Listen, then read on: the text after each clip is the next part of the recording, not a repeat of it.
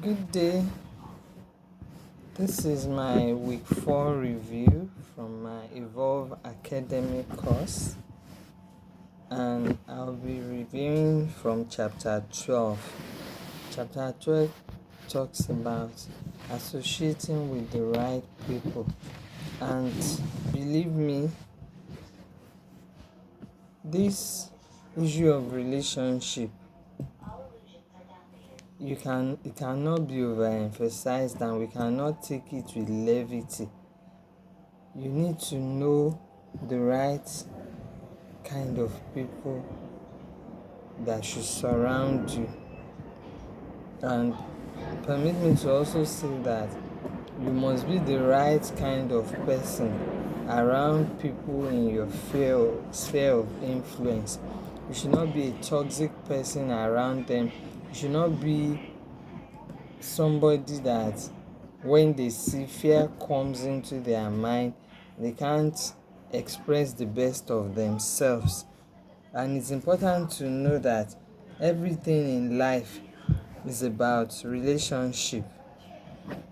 So the key part of goal setting is knowing the right people you need to have around you, and it is these right people that will help you in the achievement of your goals, because you can't do things alone. You definitely need people around you, and there are 3 important people that we will always need in achieving our goals. These are people in and around your business, maybe your staff, people that are useful for you one way or the other, people you come across every day as far as the running of your business is concerned. Your family and friends is very important.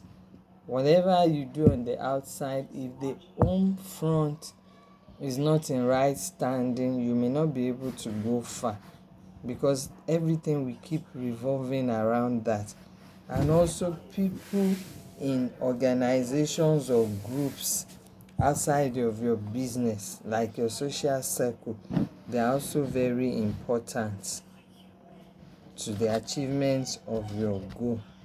So, and another important thing is, when we talk about this relationship, you should be able to ask yourself, am I relating well in areas where I am needed? For example, I should be able, even if you are the one that owns the organization or you're working under somebody, you should be able to justify why you are being paid. This is a very important question. If you cannot justify why you are being paid, then you shouldn't be there. You cannot be collecting money for the sake of collecting. Then I must also be aware of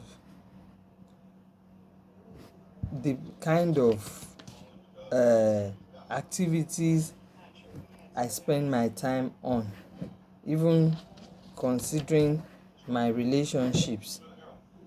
When I say activities, is it better for me to segment my time as far as my work is concerned, as in focusing on the main things I need to work on, or chatting away with somebody which has no relevance to the work I'm doing?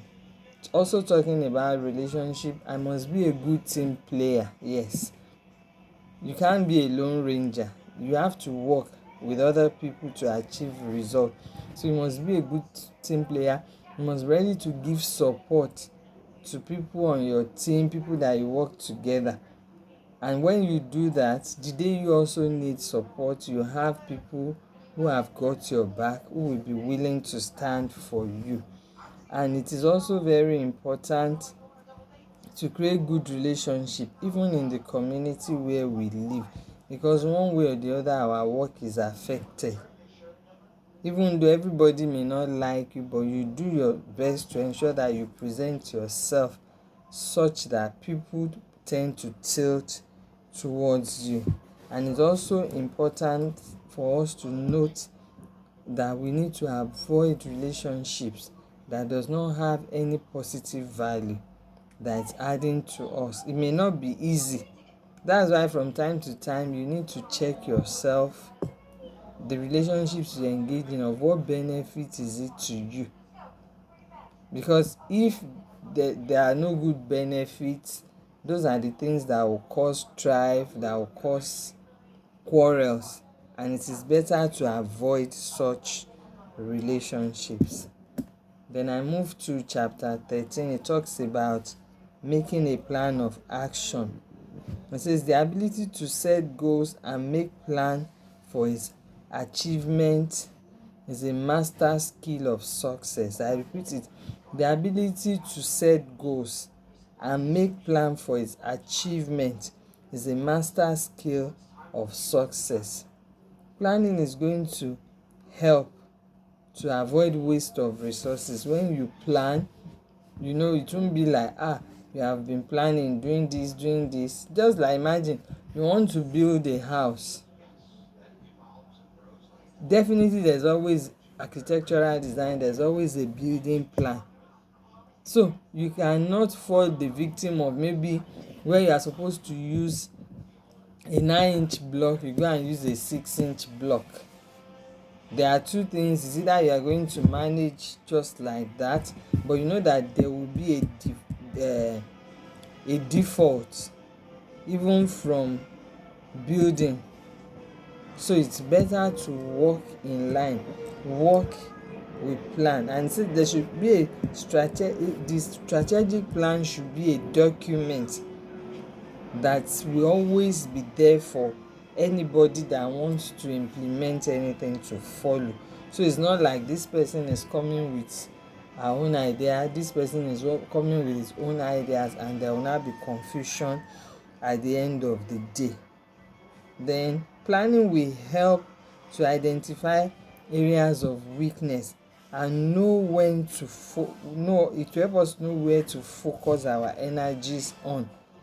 When we planning would have helped us to discover, this thing, yes, is going to be a sort of obstacle and we definitely need it.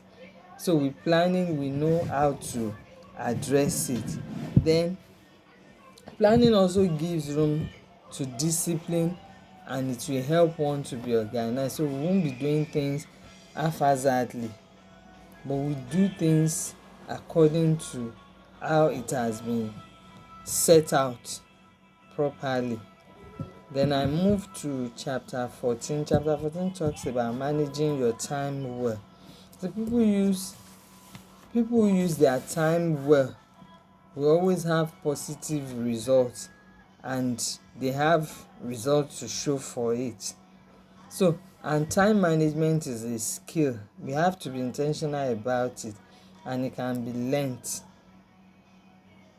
Also, the starting point of time management is the ability to set goals and organize your goals by priorities and values.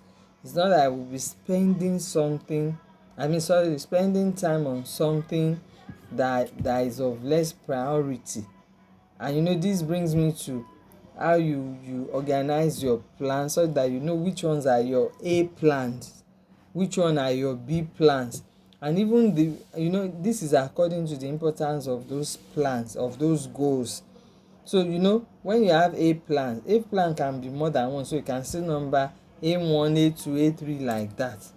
So ensure that the A plans, these are the major ones, they are the strategic plan, they are your priorities.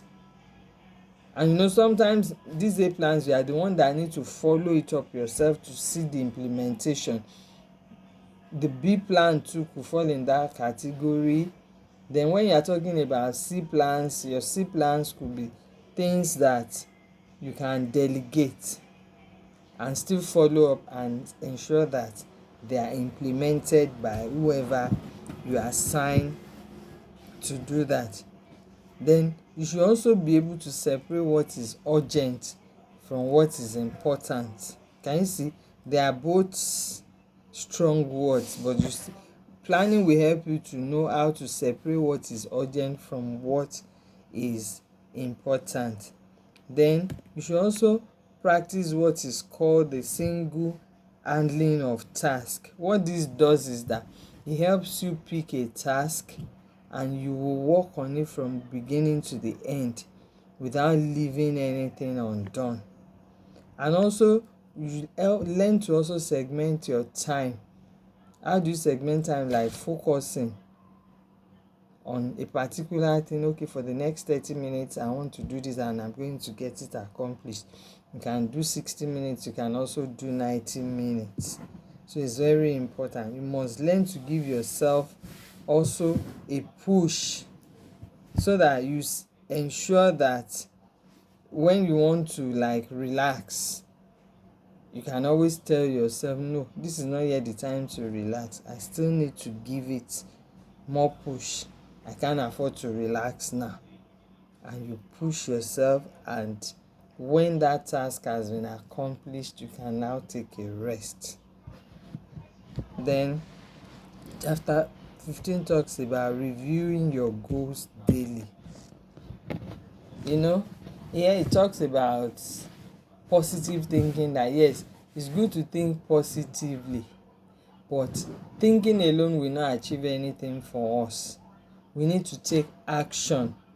So in that sense, say positive thinking is good, but positive doing is more important. We have to make efforts. We don't just stop at the point of thinking. We move ahead to ensure that we get things accomplished. So that's why I say positive doing is far more important. Then reviewing my goals daily, I must write down my goals every day. When you start doing this initially, I've been practicing that. There may be one or two alterations as you write every day, but you'll be surprised that with time, when you master it, you don't make any mistake, because those primary goals are focused on your hand. They will always be, you will be able to write out your goals. They can be as much as 10. You will be able to write out your goals, because these things, they are your, how will I put it, they are very, very important to you. So you can't afford to joke with it. You see that the more you write, the more you are bringing it alive, and the more you are seeing yourself achieving those goals. And like the best time to review your goals is either the last thing at night. By the time you have done everything, you can now settle down and take a look. How far have I gone with my goals today? And then you can plan towards the next day. What will I need to do to move this goal forward, to move it closer to the point of achieving it than I've done today? And also you can review your goals first thing in the morning by setting out, how do I intend to do today? What part of my goal will I be handling today to ensure that I make great achievement as my goal is concerned? And in writing your goals, you must always consider the 3 P's. Your goals must be positive, your goals must be written in present tense, and you must take it personal. That means when you are writing, you write I. You can even put your name. I do this by so. Not that I will. I do this. Like maybe you are trying to work on your weight, or you just want to be fit. You write in personal tense, I do this by so. Not that I will do this. Stating it that way helps you to see it coming real and alive. And then the main goal, the main reason why we write our goals is so that we can impress it on our subconscious mind. And like I said earlier, the more you say things, the more you impress it on your subconscious mind, the more level of achievement you get. Then the chapter 16 talks about visualizing your goals constantly. What does it mean to visualize? You are seeing it in your mind like it's real. You can see it, and you know what your mind can conceive, definitely you can achieve it. You are what your mind can conceive. We have unlimited mental powers as human beings. Unfortunately, a lot of people don't make use of their mental powers. Then you become what you think. That is just it. It's what you continually dwell on that you become. Just like successful people are positive, and they bring those positive things they have in mind, they bring it to reality because they keep thinking on it. And because they keep thinking on it, it's easy for them to give it a push to see that it is accomplished.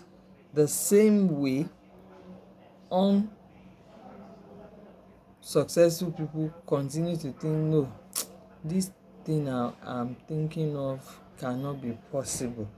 They see it as an impossibility, and that's what makes it remain an impossibility. So you can see that there's power in thinking positive. If you believe that something will happen, that thing will happen exactly as you believe it. And you know, usually this is to their detriment. Then visualization have 4 parts. These include frequency, as in how often do you dwell on this thing. Then also you talk about duration. How long do you, when you want to think on that thing, to visualize it, how long do you spend on it? Does it come as a flash, or you devote time and think it through? Then how vivid is it in your mind? Is it very clear to you?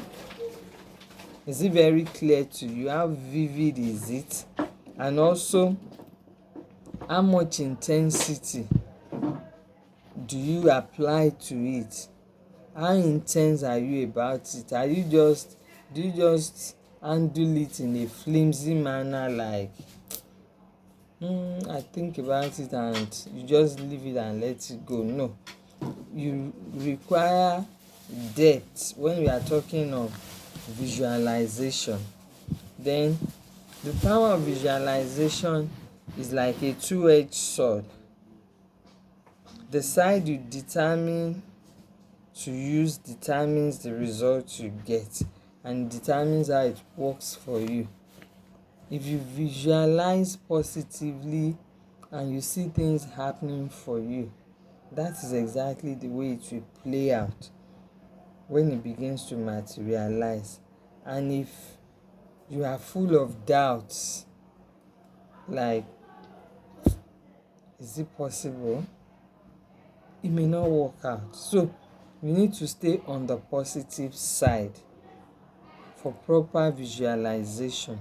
You know, and visualization takes place both in our conscious mind and our subconscious mind. And that's where there is power. Unfortunately, you see people, all they think on is negative things, and it will happen exactly like that. And just like goal setting too, you need to set aside time to visualize your goals. You have to dwell on it, you know, like I spoke about. Let it be clear to you. You are so sure of it. You have something to to hold on to. Well, I believe so much that this thing is going to work. So you can visualize your goals last thing at night. And in visualizing, you are thinking it, okay, when I do it like this, okay, this is how it will be, this is how it will be. And you take your time and you can correct that. Okay, yesterday I thought about it this way, but I don't think it's going to work that way. I think it's going to work better this way. You take it as a reality and you see it coming alive. And also you can do that first thing in the morning. What you cannot see, you can't have, you can't handle. You have to see it in your mind first. It's just like, if you don't see people buying your products, you're not going to make sales. It's just like that. Like, you have a very good product, you know what the product does. So part of it is you seeing it. Okay, when I've done this product, I package it like this, I'm presenting it like this. When people see it, they can't turn away. But if you begin to say, when people will see this product now, they'll say it's nice, but is it not expensive? If you think exactly that way, that's how people will be responding to that program. So I encourage us, we should not joke with the power of visualization. And it is exactly the way you see things unfolding that it will actually work. So thank you very much and have a lovely evening.